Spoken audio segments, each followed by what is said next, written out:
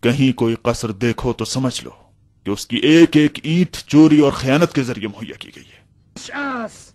افسوس کے زمانے میں کوئی پلٹ کے نہیں آتا۔ کہاں ہیں ابو ذر جیسے جس نے ایک ہڈی سے مفسدوں کے محلوں کو ڈھا کے رکھ دیا؟ وہ کہاں چلا گیا؟ نہیں چاہتا تھا کسی منافق کا خون اس مسجد میں بہے۔ جاؤ اشعث، جاؤ معاویہ کو جا کے لکھ دو کہ وہ تمہارے لیے کوئی نیا کام سوچے۔ علی کی فوج میں تمہارا کام ختم ہو چکا ہے، جاؤ۔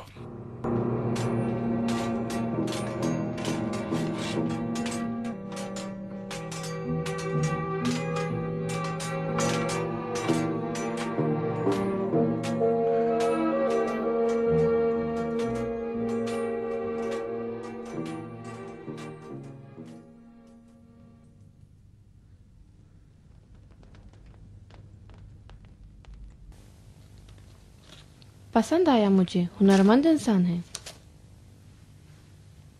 اچھی مشق دکھائی۔ اگر شہرہ کر جاتی تو مر جاتا، اگر ٹانگ ٹوٹ جاتی تو ہمارا سارا کام خراب ہو جاتا۔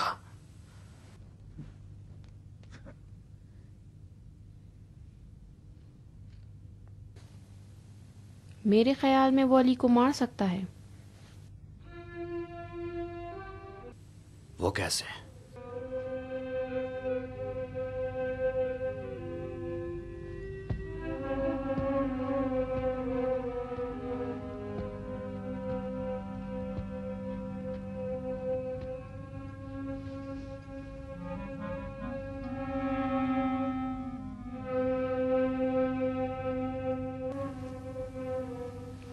اس نے خود کو زخمی کر لیا لیکن گناہ نہیں کیا، بغیر خوف کیے کھڑکی سے کود بھی گیا۔ وہ مکمل مہربانی ہے۔ کھو دیا، اس نے خود کو کھو دیا۔ تمہارے فراق میں جو باتیں وہ کر رہا ہے میں نے آج تک کسی سے نہیں سنی۔ وہ بالکل علی کو بھلا چکا ہے۔ اگر تم سن لو کہ کیسی الٹی الٹی باتیں کرتا ہے تو تمہارا دماغ خراب ہو جائے۔ سنے بغیر ہی جانتی ہوں۔ جانتی ہو؟ وہ مجھے رحمت کا فرشتہ جانتا ہے جسے خداوند متعال نے اس کے لیے قرار دیا تاکہ وہ مصیبت سے بچ جائے۔ اچھا، تو وہ جو جملے تکرار کرتا ہے وہ یہاں الہام ہوتے ہیں؟ میں اندھا تھا، بینا ہو گیا، اندھا تھا، بینا ہو گیا، میرا دل الہام قدسیہ سے روشن ہو گیا۔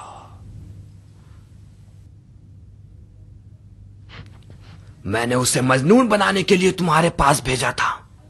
تمہیں دختر کوفہ کی خاصیت کا علم ہونا چاہیے تھا۔ قطام منصرف ہو گیا ہے، علی کے قتل سے منصرف ہو گیا ہے، سمجھ رہی ہو؟ وہ منصرف ہو گیا ہے تو تم کیوں جل رہے ہو؟ نہیں، نیا روز نیا روزگار۔ مجھ سے اتنی بیزار کیوں ہے؟ تیری مدد کرتا ہوں کیا برا کرتا ہوں؟ میں علی کو مارنے کے لیے دلیل رکھتی ہوں، تم کیوں؟ کوفے کے اکثر لوگ علی کی سیاست سے تنگ آ چکے ہیں۔ مدت سے کوفے میں کوئی ہنسا نہیں ہے۔ تم اپنی امیری کے عزادار ہو، ایرانی خزانوں کے سکوں کی جھنکار کے چلے جانے کے داغدار ہو۔ تم ریاکاروں کے سردار ہو اشعث۔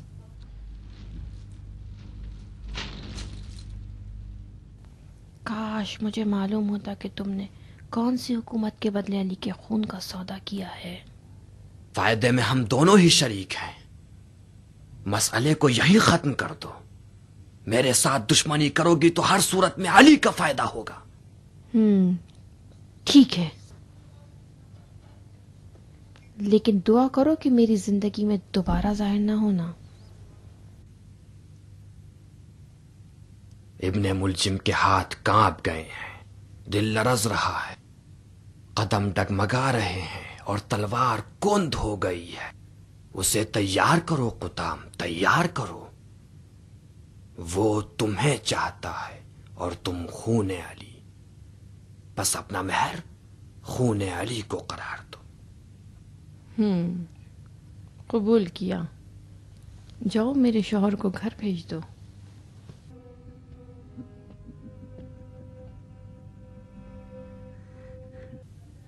مبارک ہو.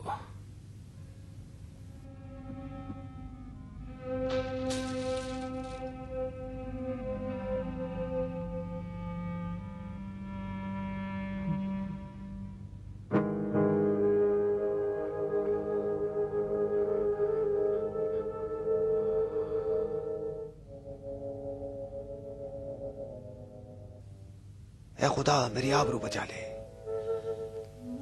میری محبت اس کے دل میں ڈال دے، حسن کو اس کی نگاہ میں اچھا کر دے، میری زبان کو قوت گویائی دے تاکہ دل کی بات اس سے آسانی سے کہہ سکوں.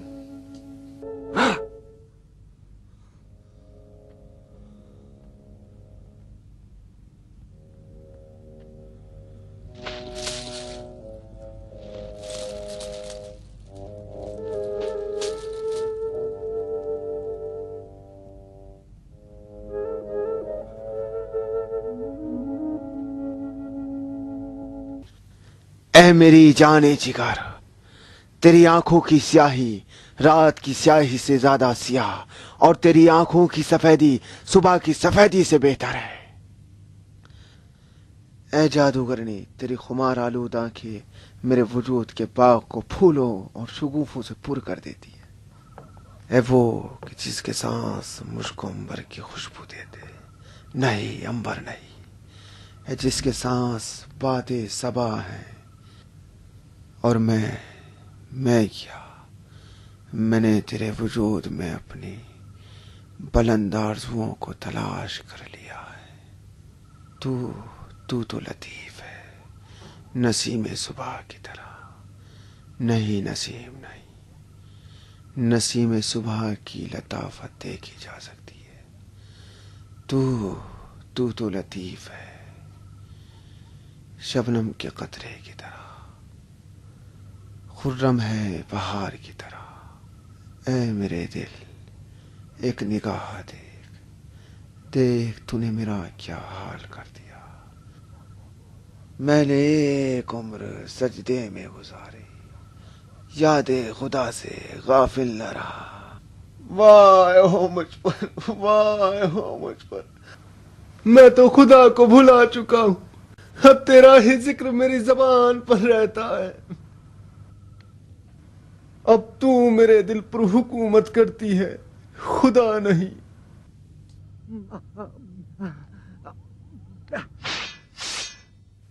دھتکارنے سے بہتر ہے تو مجھے قتل کر دے.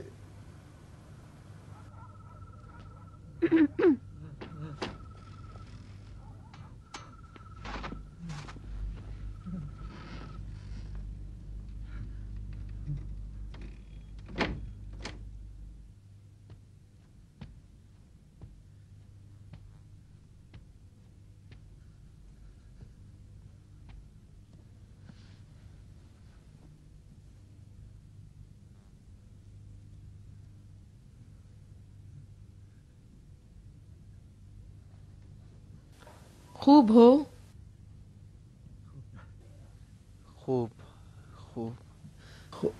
خوبی تو آپ کے جمال میں ہے میری جان. کچھ تو کہو. میں کیا کہوں، آپ کے ہوتے ہوئے میری زبان ساتھ نہیں دیتی جان من. ٹھیک ہے پھر میں چلی جاتی ہوں. رک جاؤ، نہ جانا. اے چمکتے ہوئے سورج، مجھ پر اپنے نور کی کرنیں نچھاور کر. شاعر ہو. نہیں، میں کچھ بھی نہیں ہوں. جو کچھ بھی ہوں آپ کے حسن کی کشش کی وجہ سے ہوں. کیوں اپنے آپ کو تکلیف دیتے ہو؟ ایسی بات کرو کہ میں بھی سمجھ سکوں. نہیں پوچھو گی میں کون ہوں؟ میرے لیے اتنا ہی کافی ہے کہ تم نہروان سے بچ کر آئے ہو. یہ بتاؤ کہ تم نے مجھے کیوں پناہ دی؟